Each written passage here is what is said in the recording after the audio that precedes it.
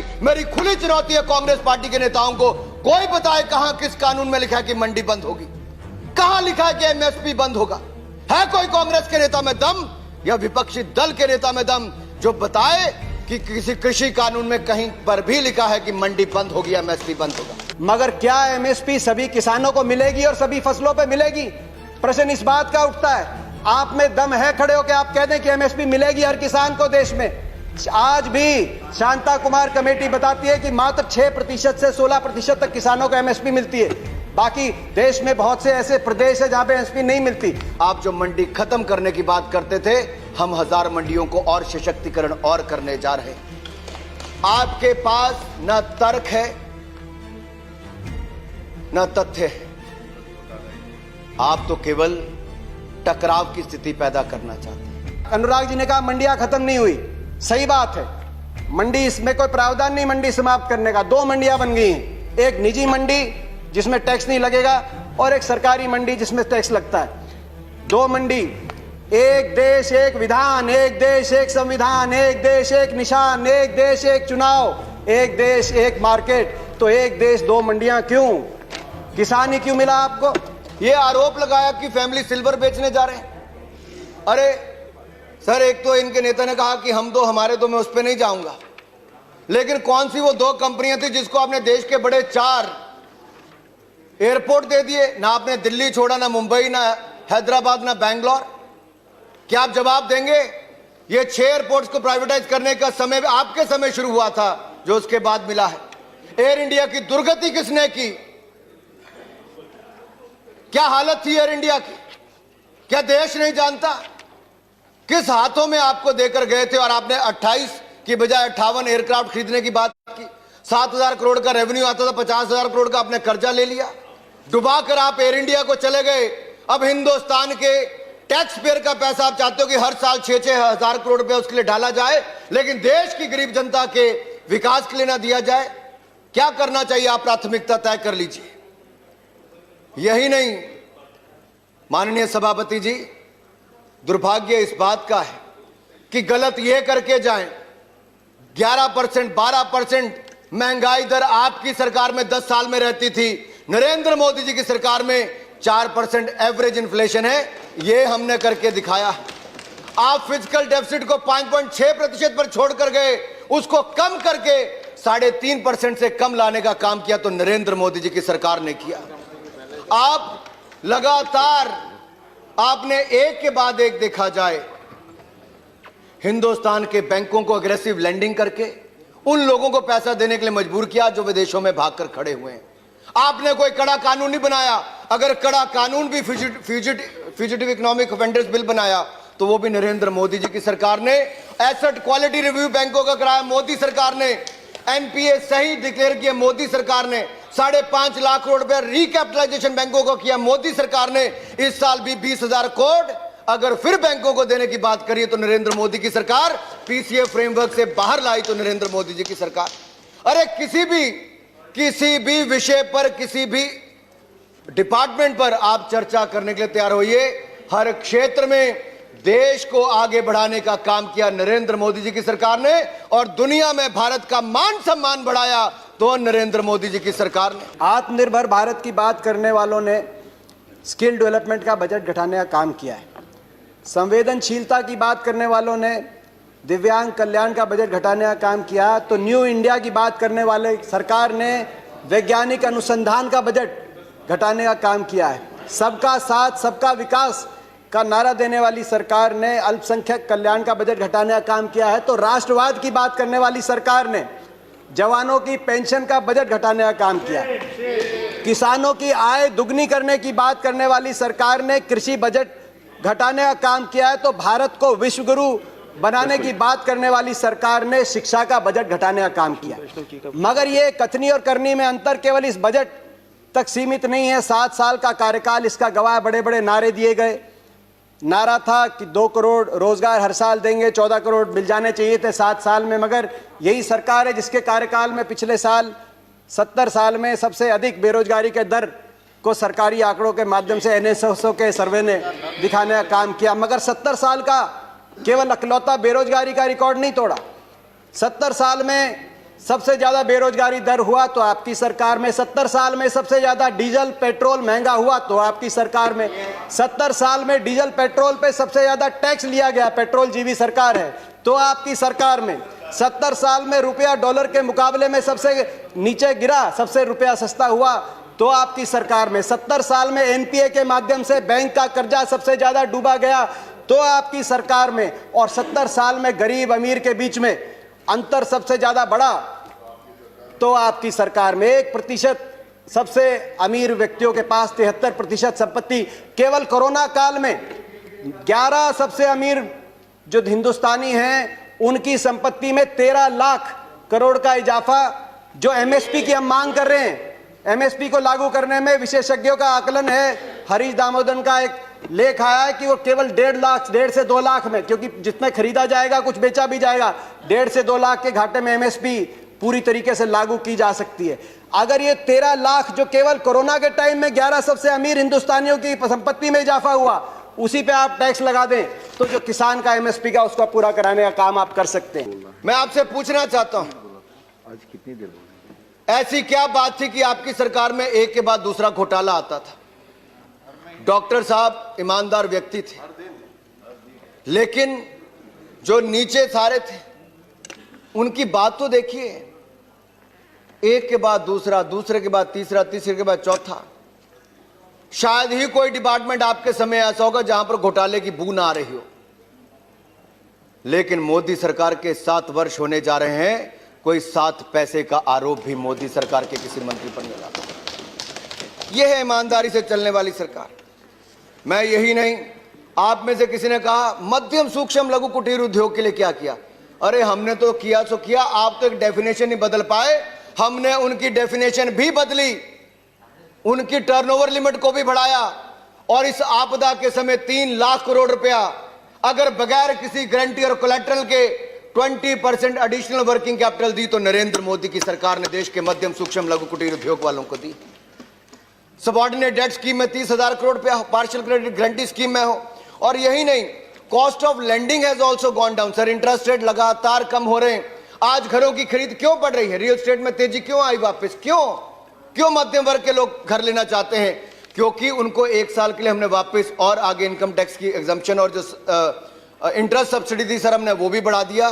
गरीब को घर मिल रहा है। रेरा जैसा कानून, जब सभापति जी पहले मंत्री हुआ करते थे उस समय रेरा के कानून माननीय वेंकैया जी लेकर आए थे, मोदी जी की सरकार में लाए। सर, इससे गरीबों को घर मिलने का काम भी हुआ, रुके हुए प्रोजेक्ट उसको भी पूरा करने का काम किया। रिस्ट्रक्चरिंग हमने एमएसएमई के लिए अलाउ की, 25 करोड़ तक के जो अकाउंट थे उसको रेजोल्यूशन लाने का भी, रिस्ट्रक्चरिंग का भी किया। कामत कमेटी ने रिपोर्ट दी 26 सेक्टर की, प्लस हमने एक हेल्थ जोड़ के उनको पैसा देने का काम किया। आप में से किसी ने कहा कि हिंदुस्तान मैन्युफैक्चरिंग हब नहीं बन सकता। अरे इस देश में अपर हाउस में बैठकर अगर कोई ये कह दे कि देश मैन्युफैक्चरिंग हब नहीं बन सकता, दुर्भाग्य सर। हम हिंदुस्तान को दुनिया का सबसे बड़ा स्किल्ड वर्कफोर्स भी बनाएंगे, मैन्युफैक्चरिंग पावर हाउस भी बनाएंगे और इकोनॉमिक पावर हाउस भी नरेंद्र मोदी जी के नेतृत्व में भारत को बनाएंगे। प्राइवेट की बात करी कि आप प्राइवेट का खिलाफत कर रहे हैं। प्राइवेट की खिलाफत नहीं कर रहे, प्राइवेट आए, मगर मंडी के अंदर आने से किसने रोका प्राइवेट को? प्राइवेट मंडी के अंदर आए और एमएसपी से ज्यादा में खरीदे। कह रहे हैं बाहर भाव ज्यादा मिलेगा, विकल्प होगा, बाहर ज्यादा मिलेगा, बाहर ज्यादा भाव मिलेगा प्राइवेट में। तो आपको यह कानून बनाने में क्यों आपत्ति है कि अगर एमएसपी से कम का कोई कॉन्ट्रैक्ट होगा तो वो कानूनी बाध्य, उस पर बाध्य होगा। हरियाणा के अंदर 2007 में हमने कॉन्ट्रैक्ट अमेंडमेंट लाए एपीएमसी के अंदर, निजी अलाउ किया निजी कंपनियों को, मगर साथ में कानून लिख दिया कि अगर कॉन्ट्रैक्ट एमएसपी से नीचे किया जाएगा तो गैर कानूनी होगा और कानूनी कार्रवाई होगी जो लोग इस तरह का कॉन्ट्रैक्ट करते हैं। आप कह रहे हैं ज्यादा मिलेगी तो आप कर दीजिए, ये कानूनी प्रावधान देने का आप काम करें। आपने कहा कि एक शरद पवार जी ने चिट्ठी लिखी थी, आपने कहा कि मुख्यमंत्रियों का समय हुड्डा कमेटी ने भी इसकी सिफारिश करी थी कि एपीएम सुधार हो, एपीएमसी एक्ट के अंदर बदलाव हो। मैं बताना चाहता हूं कि हुड्डा कमेटी ने, जिस कमेटी में प्रकाश सिंह बादल जी, ममता बनर्जी जी और नीतीश कुमार जी भी सदस्य थे, उस कमेटी ने क्या सुझाव दिया था इस पे? उन्होंने कहा था कि एपीएमसी में सुधार हो मगर एपीएमसी का विस्तार हो। सबसे पहले मंडी, जिस प्रकार से हरियाणा में हर 10 किलोमीटर में मंडी हमने स्थापित करी थी अपनी सरकार में, पूरे देश के अंदर हर 10 किलोमीटर में मंडी बने। दूसरा, प्राइवेट अगर आए तो मंडियों के अंदर आए, एमएसपी से ज्यादा पे खरीदें, एमएसपी से कम पे खरीदते हैं तो कानूनी कार्रवाई हो, वो ऐसी खरीदारी अलाउ ना हो। तीसरा, एमएसपी की कैलकुलेशन C2 के आधार पे हो, A2 कॉस्ट नहीं, C2 खर्चे के आधार पे एमएसपी कास्ट हो, जो आज किसानों की सबसे बड़ी मांग है। चौथा, एमएसपी जो चौथे उसमें कहा कि कर्जे का जो दर है वो no discussions please, no cross talk, no cross talk, no cross talk. किसी और की बात रिकॉर्ड पे नहीं जा रही है। दीपेंद्र जी कंटिन्यू। ये सिफारिश थी। मैं एक और बात कहना चाहता हूं। एक बात आई कि ओपन मार्केट, फ्री मार्केट अच्छी है। फ्री मार्केट हर चीज के लिए अच्छी नहीं है। मार्केट, अनियंत्रित मार्केट, किसान को आप अमेरिका का उदाहरण उठा के देखिए। अमेरिका में 1/4 लोग कृषि से जुड़े हुए थे आज से 50-60 साल पहले। फ्री मार्केट लेके आए, आज मात्र 1% अमेरिका की जनसंख्या कृषि पे आधारित है। क्या एक कंसेप्ट आया फ्री मार्केट के बाद? गेट बिग और गेट आउट। कौन कहता है कि वो हमसे ज्यादा कर पाया किसानों के लिए? मैं पूछना चाहता हूं इस खुले मन से सर। ये लोग कहते हैं काला कानून है, जिनकी नजर ही काली होगी, सोच ही वैसी होगी, उनको ये कानून काला ही नजर आएगा। ये हिंदुस्तान के किसानों की आय को दुगना करने के लिए इस कानून को लाया गया है और हम प्रतिबद्ध हैं, हिंदुस्तान के किसानों की आय को दुगना करके छोड़ेंगे। सर, मैं उदाहरण के तौर पर कहना चाहता हूं सर, अगर आप देखें गेहूं की खरीद यूपीए के टाइम पर 2013-14 में 33,874 करोड़ की हुई। हमने उससे दुगनी से ज्यादा 75,000 करोड़ से ज्यादा की खरीद हमने की। सर धान की खरीद इन्होंने 63,000 करोड़ की हमने 1,72,752 करोड़ की। सर इन्होंने कपास की खरीद मात्र 90 करोड़ की, लेकिन मोदी सरकार में खरीद 25,974 करोड़ की हुई।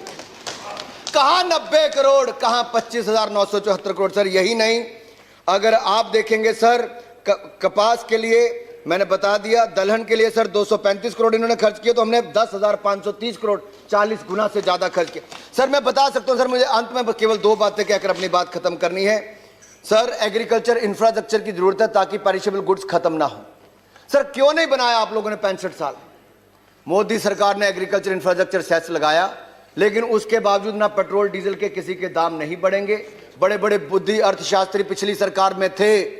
मैं खुली चुनौती देता हूं, वो कोई एक व्यक्ति आकर कहे कि कैसे सेस लगाने से दाम बढ़ सकता है।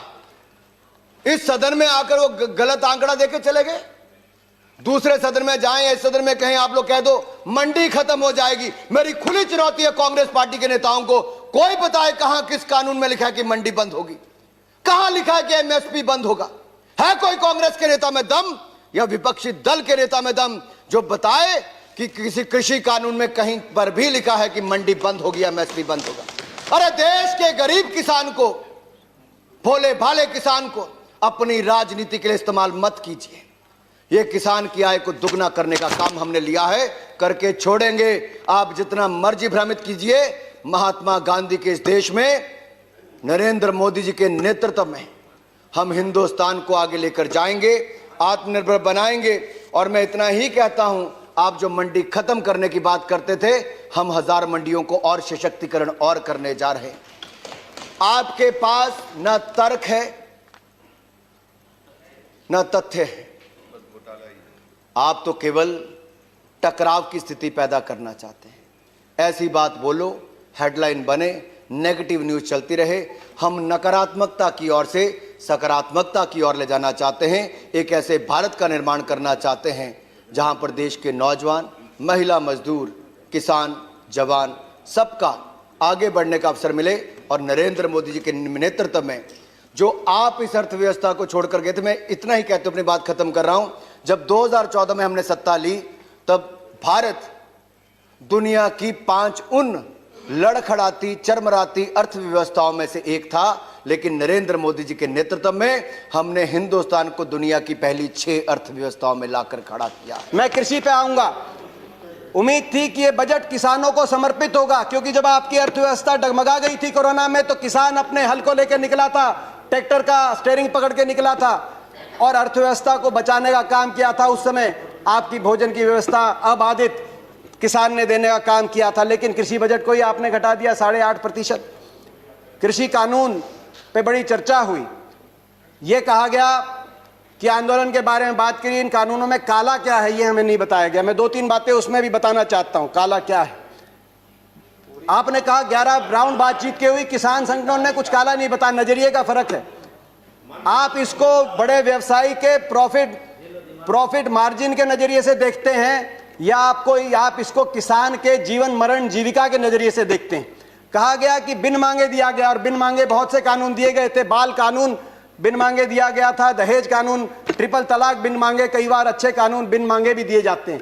फर्क है उनमें और इसमें फर्क है। उनमें जिस वर्ग के लिए दिया गया वो वर्ग संघर्ष और आंदोलन के रास्ते पे नहीं आया। बाल कानून लागू हुआ तो दिल्ली को बच्चों ने नहीं घेरा बाल कानून वापस लिया जाए।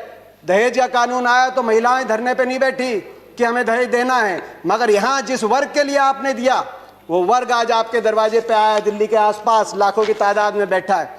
आपने कहा मंडियां, अनुराग जी ने कहा मंडियां खत्म नहीं हुई, सही बात है। मंडी, इसमें कोई प्रावधान नहीं मंडी समाप्त करने का। 2 मंडियां बन गई हैं, एक निजी मंडी जिसमें टैक्स नहीं लगेगा और एक सरकारी मंडी जिसमें टैक्स लगता है। 2 मंडी, एक देश एक विधान, एक देश एक संविधान, एक देश एक निशान, एक देश एक चुनाव, एक देश एक मार्केट। तो एक देश 2 मंडियां क्यों? किसान ही क्यों मिला आपको? एक मंडी। और ये जो टैक्स आप कह रहे टैक्स मुक्त कर दिया, टैक्स कौन देता है? खरीदार देता है इन मंडियों में टैक्स, किसान नहीं देता।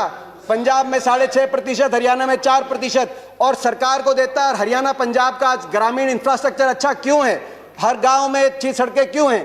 क्योंकि ये जो टैक्स जाता है ग्रामीण इंफ्रास्ट्रक्चर और इन मंडियों के और किसानों के विकास के लिए इस टैक्स का इस्तेमाल होता है। इसीलिए आज पंजाब हरियाणा सबसे आगे।